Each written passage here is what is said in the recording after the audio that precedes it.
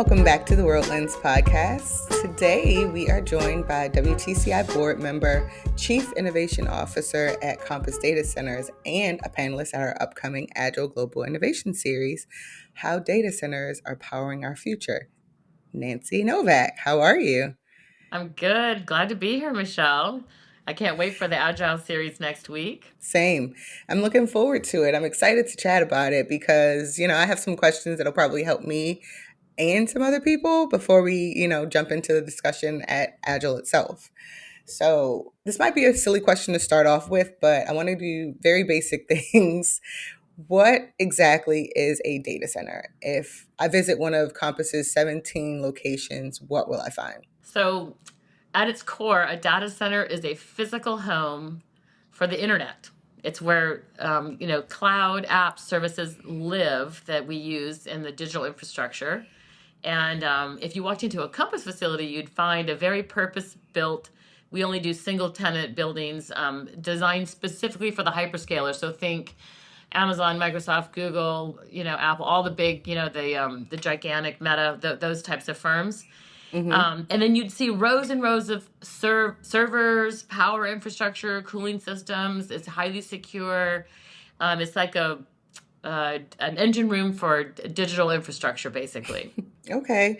So you kind of answered my question a bit about, the different types of servers that you'll find. And you were mentioning like each place like Amazon has their own like facility for web servers.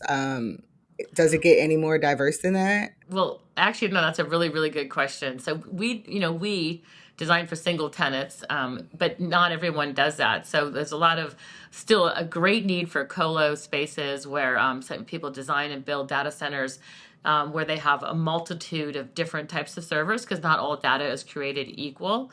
Some servers run, real-time AI models, others store backups, some handle large transfers of files. Some are generative, some are inference. So like sometimes latency matters, sometimes speed, which is speed. Sometimes it has more to do with, the ability to just store a lot of data. So not all data is created equal. And there's tons of data centers that can serve any purpose in the digital world. And then, designing and locating them, it reflects that specific need a lot of times. So if it's latency, then you're going to see data centers that are close but not too close together for reliability and redundancy in certain locations, and or if it's a big power draw, then you're going to see them closer to where there's more power. Okay. So your title is the Chief Innovation Officer at Compass. What kind of innovations are you looking at? Is it the technology inside the buildings or like the construction of the building itself? Does that matter? So for the most part, they go together. So I do focus on building faster, safer, smarter. My background is the built environment. But we have to keep up with the technology and the changes in the data center world in order to service that industry. And so when we move really strong into AI, which kind of hits like a tidal wave, liquid Yeah. cooling became a really big concern. So at Compass, we've always been an air wall cool system, and that's because because we can do that. It's very fungible. It allows us to future proof, and it also doesn't waste water. So we like that. But in a very, I would say, intentional and surgical way, there are needs for us to have more density now because of the different types of AI. So having liquid cooling ability and having the fungibility to go air or liquid, we think is very critical. So we do that, but for the most part, I really focus on the delivery of the structure, the design and the delivery, and in innovation, I kind of have 4 areas of impact that I look at, and it's the design decisions, it's product selections, it's the means and methods of how we assemble these buildings, and it's using technology. And a lot of times that technology includes AI agents. So Okay. You guys are getting on the AI train. I'm addicted to it. You're not alone.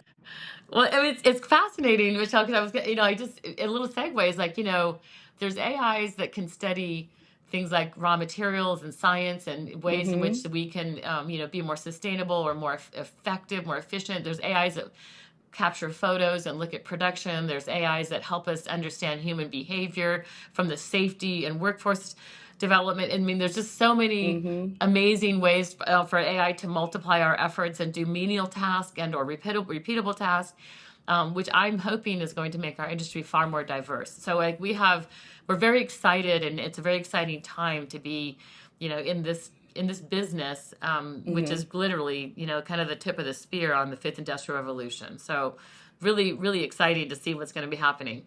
Yeah. So I know that energy infrastructure is a big topic. We've actually talked about it on this podcast with Bruce McIndoe in the past. How are we powering data centers today? Are these buildings just connected to the local grid? Well, most are connected to the local grid, but that's kind of just the starting point. Um, Okay. we are we also obviously we build in redundant power systems, and we are investing in cleaner and more resilient energy options. So that includes renewables, that includes on-site generation. There's I sit on a lot of different advisory boards, and one of them is long duration energy storage. So like having redundancy in data centers, there's a lot of belts and suspenders, and having the ability to store energy for large amounts of energy for long periods of time is critical. So there's lots and lots of companies in and around the globe that are working on that very thing. And we're looking at it through the lenses of sustainability, but in a way that is sustainability is kind of a byproduct of just doing better business. And I don't know if Mm-hmm. that makes sense to everybody, but honestly, it's kind of like having a safer job. It's a more efficient and more productive job. Doing things in a way that's responsible ends up being the best business solution for you, right? Right. Especially when Mm-hmm. you're looking at time and how the total cost of ownership over time. So if you really look at it in that manner, Mm-hmm. you do things to make good decisions that become more responsible, that therefore, as a byproduct, are more sustainable. And in the data center industry, again, like I said, not all data is treated equally, and we are trying to get down to where we understand from an energy consumption standpoint, how to be more surgical around that. What does need more belts and suspenders and what doesn't need more belts and suspenders? And how can we provide the resiliency without having the waste? And then the best part, and I think this is like the low hanging fruit, is how can we take some of that redundancy and service the grid instead of letting it, kind of sit on the sidelines, Mm-hmm. waiting for an emergency to happen, right? So those are steps that all of the companies similar to Compass and our clients are looking to take. That I think Okay. is going to really really help, especially during the peak times when we are at the hottest times or the coldest times of the year. Mm-hmm. Is our current power grid a constraint on the expansion of data centers, or like how are we dealing with the anticipated strains on the power grids? Well, I mean, it is in a lot of ways. I mean, there are areas in, like I said, in the U.S. that where there's still plentiful power. It does, again, it depends on, what type of power, because geography matters a lot. Mm-hmm. And for the most part, the areas that are very dense and congested with both data centers and other industry, they have the problem they're trying to solve for is really just those peak hours, right? So there's somewhere in the neighborhood of 100 hours nominally that we have to serve. We have to plan for, and so yes, it is. It's absolutely limiting, and Mm-hmm. but there's so many different ways that we're trying to solve for that, especially through better transmission, and I think there's some really great policies coming out with trying to relook at nuclear power. 3 Mile Island is now being Right. reinstated, with Microsoft looking at that. Because it's been decades, and we've gotten, we have better knowledge now and better Mm-hmm. technical ways of keeping us safe. On-prem nuclear is, something everybody's very excited about, and there are actually pilots right now happening with small nuclear reactors, to be able to service in a very clean way data centers. But I always like to use the example of like Miramar Air Station, right? So in Southern California. Southern California is a very dense populated area, and they do end up having to really balance their grid very carefully. And Mm-hmm. what happens is, for years, Miramar has serviced the surrounding community because they had a massive microgrid, because they're required to be able to sustain their own power for weeks on end time. So when they hit a peak, they're allowed to give back, right? And the large campuses for data centers that are hundreds of megawatts and gigawatts, are, can do the same thing. And it's really right now, it's kind of this, we're at this stage where we're just figuring out the business case around that, because it is Okay. it makes a lot of sense for business, and it also really helps your neighboring communities. And you can do that, and the key here is to do that in a responsible way, so that you're still, maintaining what you need to maintain underneath, the EPA regulations and so forth, and local jurisdiction. So Hmm. so again, I think that's kind of step one. And then, you go all the way over to, everything from fuel cells to, on-prem nuclear, you know. So you mentioned earlier a bit about like cooling the data centers. How exactly do you guys do that? You mentioned liquid versus Well, air. so yeah, so like, as initially for our build, we had massive air walls. So we have large facilities that have um, a very unique. We do things in a modular way. So we bring our total HVAC systems in on a skid, and that's an air wall. So it blows air in on both sides into the data hall. And Hmm. so, one of the things that Compass did that's very, very cool and very interesting, because we are trying to be future proofing, we're trying to be fungible, is we worked with our global supplier for this air handler, and we worked with them to be able to have the ability to go to air or liquid. And Okay. then within our data halls, we are establishing a way to assemble the liquid cooling either at the rack or, even down to the server level. So there's this kind of what we call a kit of parts, and we're not the only ones who do this, but we assemble this kit of parts, and 80+% of it is very standardized, and then we can uniquely modify and customize the final piece of that to match the needs of our clients and whatever conditions that we have to deal with. So it does allow us to pre-order things far in advance. It allows our supply chain to see way down the runway, which is very rare in our Hmm. industry. And it gives us that economy of scale to be able to say we can order these things and they can go to any climate, whether it's Canada or Arizona, you know. So we as a people, we use a lot of data, like a lot. So the demand for data centers are growing. Is this something we're going to see as a result of like more buildings popping up? Are you guys going to expand existing data centers? What exactly happens on that front? Well, it's all of that, all of the above. There's retrofitting and expanding different, existing campuses, and there's Hmm. a lot of greenfield work happening right now. And I guess this topic always kind of brings me back to what I think. I think what people need to understand is, you know, the data center is like I said, the tip of the spear for the fifth industrial revolution, and there are consequences for not continuing at the pace and scale that we're trying to put work in place. There are Hmm. consequences. What I mean by that is, technology is very exponential, and so if you look at different industry sectors, it could be anything from finance to healthcare to the military, and having the ability to be able to access data, use data, compute with data, apply data, transact with data, is what keeps those businesses at the forefront and at cutting edge. And pressing pause, really puts a wrinkle in that, and on a Hmm. on a global scale. So we have to. I think it's incumbent upon this industry to be able to service the globe, to be able to close the digital divide, so that it's not the haves and have-nots when it comes to being able to utilize this data, which is very valuable, and to be able to do it in a Hmm. responsible way, and hopefully a way that takes the construction industry, which I love dearly, and brings that into the future, for a more efficient, more diverse, safer environment for people to work in. So that's Hmm. always been my goal. Because think about it, I've built some of the most amazing things from coast to coast here in the US. Everything from airports to museums to, aerospace facilities and so forth. And even the Pentagon was one of my projects, right? So I've done a Oh. lot of really amazing work. There's not a single client I've ever built for that doesn't need the data that they use for their everyday purpose, right? Hmm. So I just want to stress, like I think this industry is ripe for making really positive changes in the construction industry. And the construction industry is responsible for nominally 50% of all greenhouse gas emissions. So, wrap your brain around that. I mean, that's pretty exciting stuff. What a great opportunity, Hmm. right? So I have a question about, I guess, security.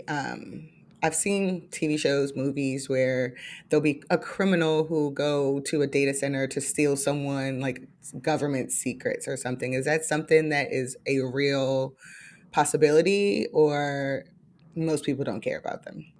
Oh no, there's definitely cyber, is Mm-hmm. real. Cyber attacks are real, and thousands and thousands and tens of thousands, hundreds of thousands of those attacks try to happen every day. And it's interesting because the ways that we defend against that are very similar to the ways that they use to attack us, right? Mm-hmm. And there's lots of levels of security in a data center, especially for those who work on the premises, and Mm-hmm. and are vetted to maintain the facilities and provide security for the facilities and so forth. We operate a lot of our own data centers, and there are lots of biometric type security levels that you have to pass, and I would have to say. Our defenses are pretty, not just Compass, but the defenses for the clients that we work for are very robust. And so they do, they're quite secure. And there's so many ways in which, kind of like in the U.S. military, where you can, if you looked at a sphere, you can capture or catch what's happening way out here before it gets down into where it's within the data Right. center. So Mm-hmm. but it's always a hot topic. There are specialty trades and specialty folks who work on those depending on the type of data, the location, the geography, and the ways that they want to operate their data center. And there's physical and there's also digital ways that we secure the data centers. So Right. Okay. So we mentioned AI earlier and how the capabilities and demand are like going through the roof. Does it make sense for companies to build their own data centers, or is it only for like big businesses, like you mentioned, Meta, Microsoft, Amazon? well, I mean, if you want to access the cloud, which is the way you can access your data from any point, really it's not it's cost prohibitive to build your own data center unless you're large enough Mm-hmm. to be able to build data centers that are cloud based. In Okay. the old days, it was computer rooms. They were on prem, and there are still plenty of businesses that have legacy systems that are on prem, and many of them are trying to migrate to the cloud.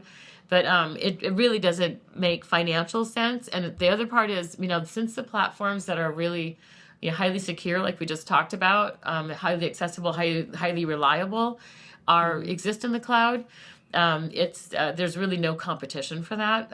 As far as being able to do something on prem, there are specific needs for firms to do things on prem, but they're very isolated and very one off kind of uniqueness.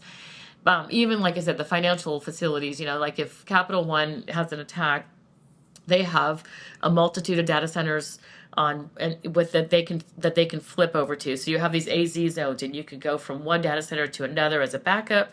You can flip from grid to grid. I mean, there's a lot of great technology that allows these belt and suspenders that we talked about earlier. Mm-hmm. So, what is the process of vetting a location for a data center? And you mentioned how it's a global market. Does it change based on stateside or globally? Yeah, because geography matters so much, right? Mm-hmm. So if you're in the densely populated areas, the property usually is more expensive, and and you're looking at going vertical because you don't have large footprints.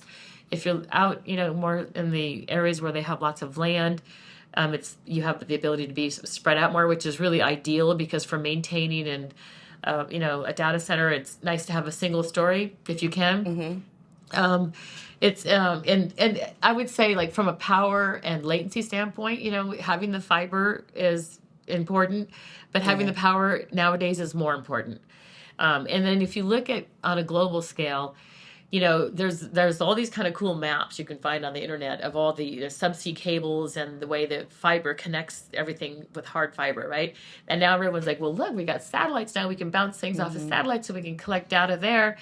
But it's still the data still needs to reside in a data center somewhere. So even if you can capture it from the satellite, you still have a place where it needs to be stored.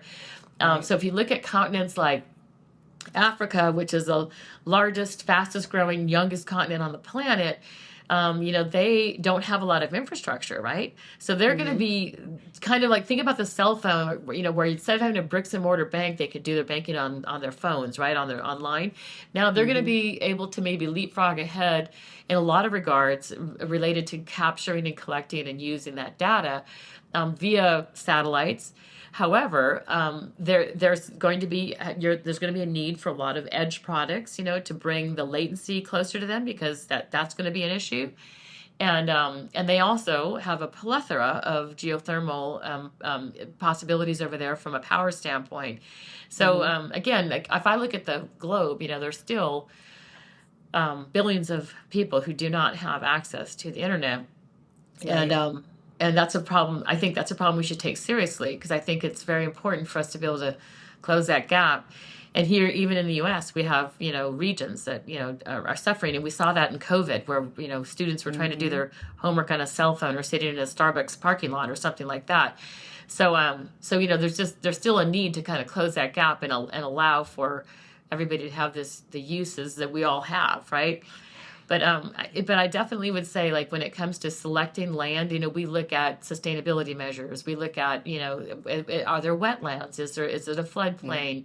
Is it close to a power grid? Is that power grid, sustainable in any way? Is there a way that we can bring fiber to the site and and maintain our competitive edge? And Mhm. do we sometimes, and many times actually, we build substations because we like getting that transmission of the power as close to the need as possible, because you lose a lot of power, in the air, just by Right. transmitting the power. So, and that's a more responsible way of doing things. But the companies like mine have to invest in this type of thing if you're going to go and find, the locations that are going to be most suitable for the need.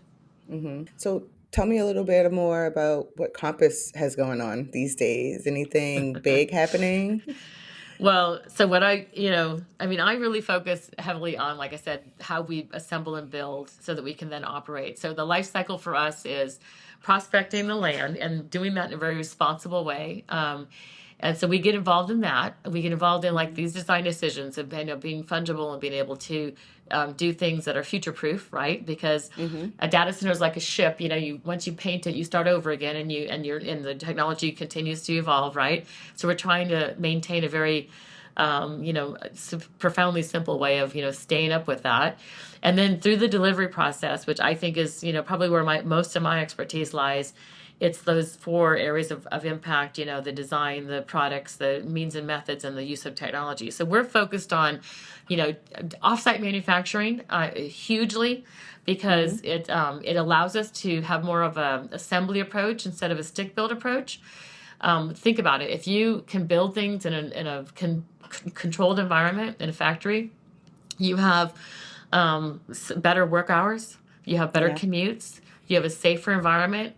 You don't have to rely on brute strength. You can use AI to go directly from a design into, like, fabricating pieces with different machineries. You can use robotics. You can be more diverse. You can put a daycare right there. Mhm. You can use the power. You can use reclaimed water, and you can use solar farms and all kinds of things you cannot do on a construction site when you're Right. fabricating things in a facility. So if we look at our facilities, we've got our generators are done offsite, our all of our backup power, including the mufflers and the fuel tanks and everything, they all come in one package.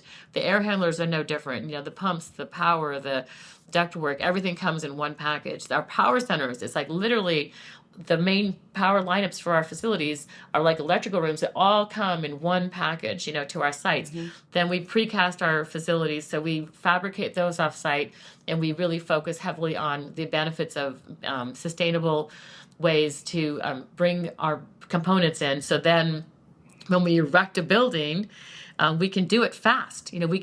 can get a 250,000 square foot building erected in less than 2 months. Think about it, and Mhm. dried in and able to go in very quickly, and that's Wow. huge too, because when you look at that built environment and the footprint we have for greenhouse gas, not only 12 to 15% of that is the delivery part of it. So the faster you go, you inherently are more sustainable.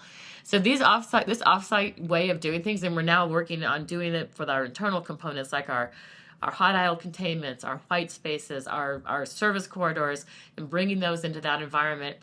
And honestly, it's so we can do more with less, because we need to be able to do more with less. That's the one thing that's keeping the industry from putting more work in place is a depletion of the workforce. And Mm-hmm. it's a very non-diverse workforce, so we're trying to improve that.